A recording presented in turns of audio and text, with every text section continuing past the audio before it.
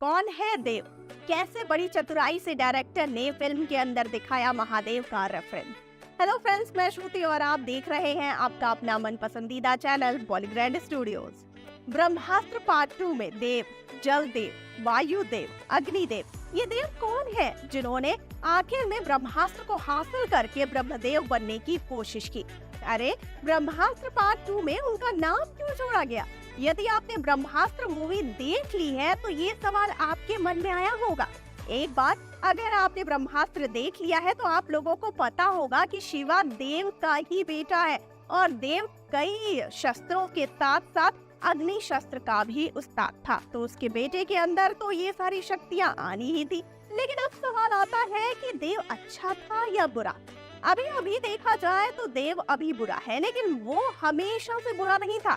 वो पहले अच्छा था जब वो भ्रमण के साथ ब्रह्मास्त्र की रक्षा करता था। गुरुजी बोलते हैं ना, 30 साल पहले जब मैं ब्रह्मास्त्र का शिष्य हुआ करता था तब वो वहाँ था, यानी देव था जो एक के बाद एक अस्त्र का मास्टर बनता जा रहा था और सब लोग उसकी काबिलियत देखकर हैरान थे। तब तो अच्छा था और फिर अमृता के प्यार में पिघलकर ब्रह्मास्त्र की रक्षा कर रहा था।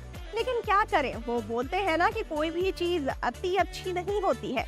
वही बात देव पर अप्लाई होती है। देव बहुत से अस्त्रों पर काबू पा चुका था और वो बहुत शक्तिशाली बन गया था, तो वो सोचने लगा कि वो ब्रह्मास्त्र को भी नियंत्रण में ला सकता है, जिसके बारे में वो शायद जानता भी था।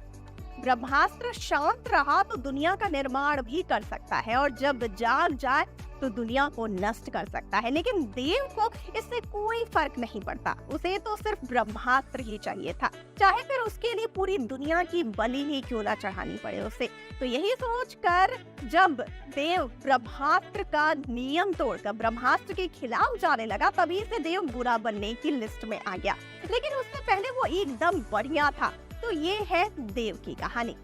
ब्रह्मास्त्र मूवी में शिवा के नाम के आगे या पीछे कोई नाम क्यों नहीं है? शिवा के पापा उसे बचपन से छोड़ गए, इसीलिए अब स्टोरी के हिसाब से ये भी हो सकता है।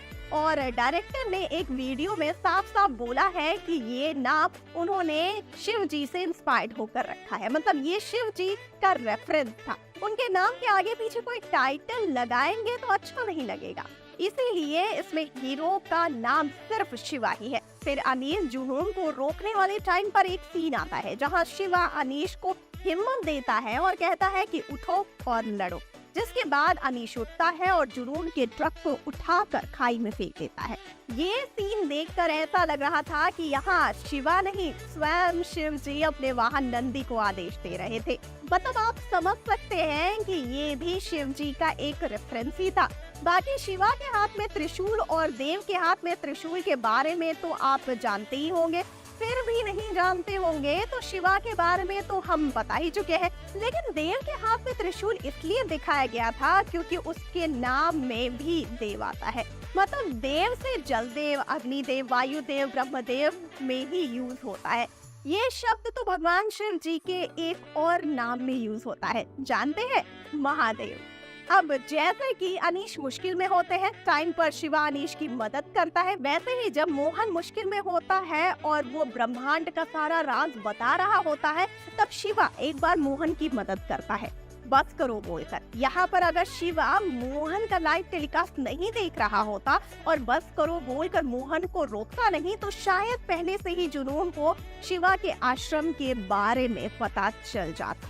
खैर ये रेफरेंस जैसा तो नहीं लगता, मुझे तो कोई अंदाजा नहीं, लेकिन आपको अगर पता हो तो जरूर बताइए कमेंट सेक्शन में। और जाते जाते इस वाली वीडियो को कर दीजिए लाइक और शेयर और चैनल को सब्सक्राइब करना बिल्कुल ना भूलिए। और मुझे यानी कि श्रुति को दीजिए इजाजत। नमस्कार।